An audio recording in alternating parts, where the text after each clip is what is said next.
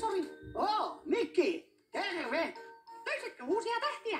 Tänään ei ollut aikaa tähtikartoille, sillä minä näin juuri jotakin arvoituksellista.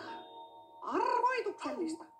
Katsokaas mitä näin. Vilkkuvia valoja, jotka tulevat Mars-planeetalta. Katso vaikka itse. Katsotaan yhdessä. Näetkö tuon? Sininen, sininen, keltainen, vihreä. Sininen, sininen, keltainen, vihreä. Valot vilkkuvat tietyssä järjestyksessä.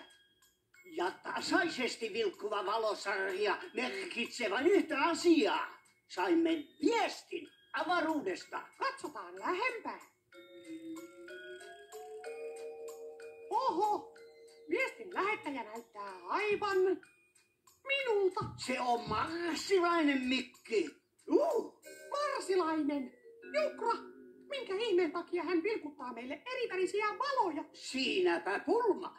Mutta tiedän erään älypään, joka osaa kertoa, mitä tuo koodikieli merkitsee.